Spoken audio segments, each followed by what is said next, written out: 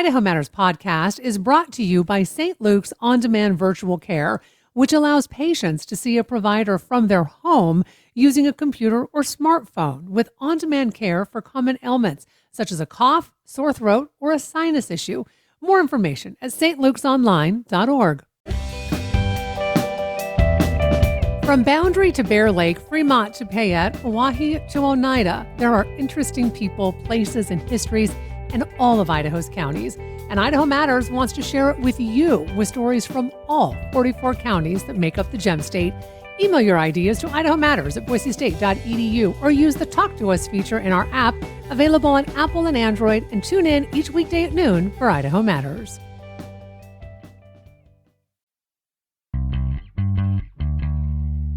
You're listening to Idaho Matters from the studios of Boise State Public Radio News. I'm Gemma Gaudette. Once home to everything from Ernest Hemingway to the world's first ski chairlift, the Wood River Valley has a rich and vibrant history, which is why, for the 10th year, the Wood River Valley Museum of History and Culture has brought back Sun Valley Story Tours. It's giving visitors and locals a chance to learn more about one of the most popular destinations in our state. So joining us now to talk more about this is Christine Bertal, the Museum Community Engagement Manager, and Wendy Jaquit, a local volunteer guide with the tour. Welcome, both of you, to the show. Thank you, Gemma. Thank you.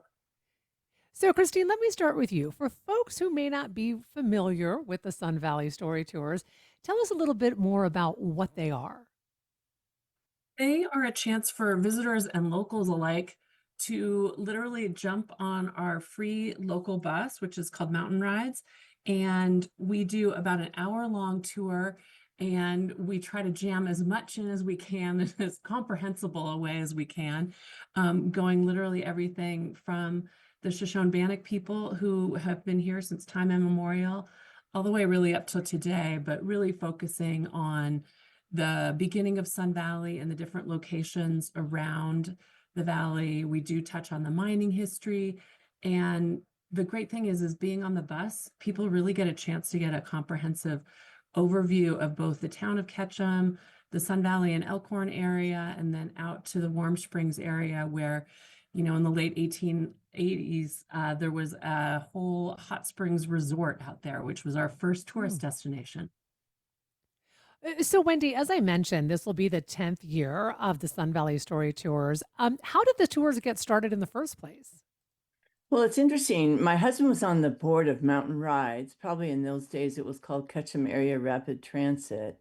And Jason Miller, who was the executive director, said he wanted to make it obvious that how easy it was to ride the bus around town, that you could just park your car and jump on the bus. And so they put the idea of the story tour together with riding the bus. And that's how it all started. So, what are some of the places people will get to see along the tour? I mean, Christine, you mentioned some of the history, but are there kind of specific stops along the tour of interest? There are. It's really, again, it's such a great opportunity just to ride the bus, but also see so many things along the way. We go to the bus turnaround that is right behind the Sun Valley Lodge, so people have a chance to see the lodge. We go by the historic Red Barn that's right on Sun Valley Road. We go past the sculptures that are right there on the road too, that have our 5 Olympians featured, 5 female Olympians, including Gretchen Fraser from 1948. But we come back through town, which allows us to look at what we call the Lane Mercantile Building.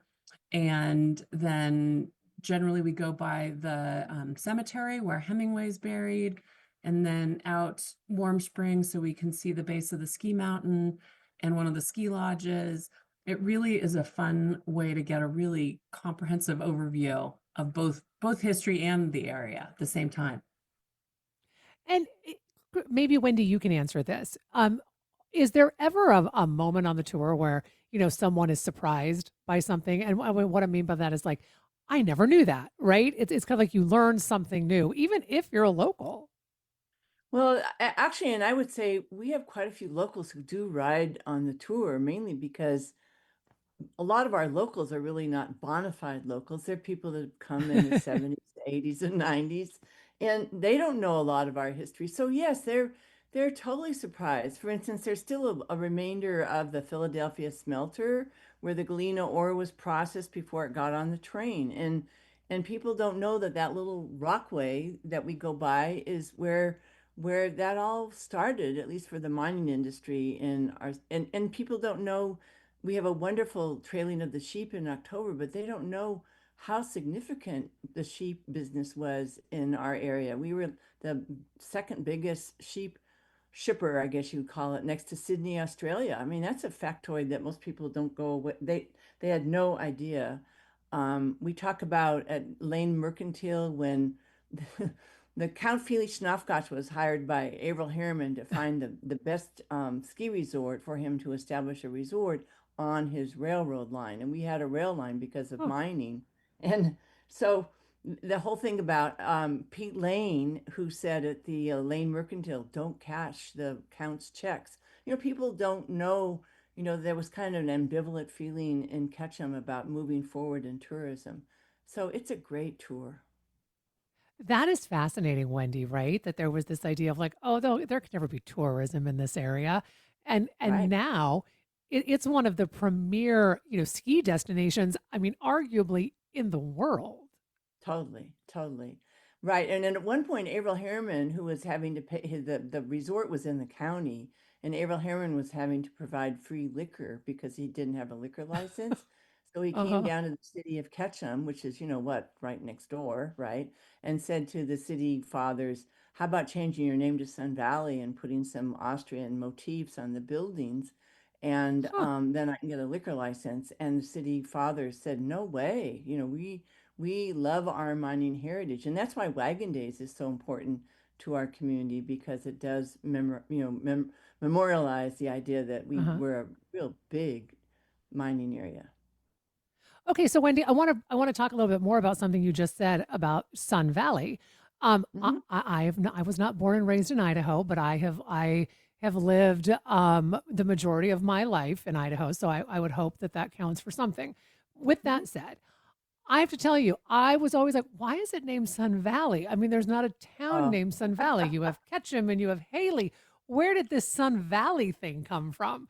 Well, So, the story that we share is that Averell Harriman hired Steve Hannigan, who had put Miami Beach on the map, as his uh, publicist. Steve Hannigan hated cold, so he came to Sun Valley, came to the resort just when we were starting to build, right, working on the concept, and he had all these clothes on, but he started peeling his clothes off because he was so hot, and he said, "We should call this place Sun Valley." That's how it happened.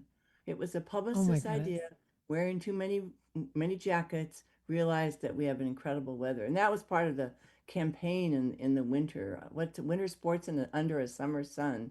Am I right with that, Hmm. Christine? 100% right. So they had this fellow Wendy on is such a skis. great resource. They had this fellow on skis in a New York City, you know, basically advertising agency, rubbed his body with Vaseline, right? Made him look really good and said winter sports under a summer sun. So that's how we got the name. I love that so much. Christine, I mean, just listening to Wendy tell these stories, I mean, how important is it that you have these longtime local guides who are volunteering, who take you around on this tour and tell you these stories?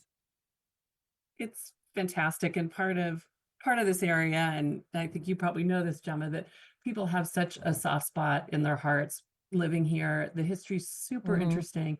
And also so many people have been, coming here their whole lives. And then, but we also get people that are brand new and having them have the opportunity to kind of meet a local and see what they think. And we're also sort of effusive about our own town. I ran into some people over the weekend that had been on the tour on Friday, and they said, we had never been here before. We were so excited to learn. It really just made our entire weekend, which is such a heartwarming thing. And that, you can come to any ski town and there's so much history everywhere.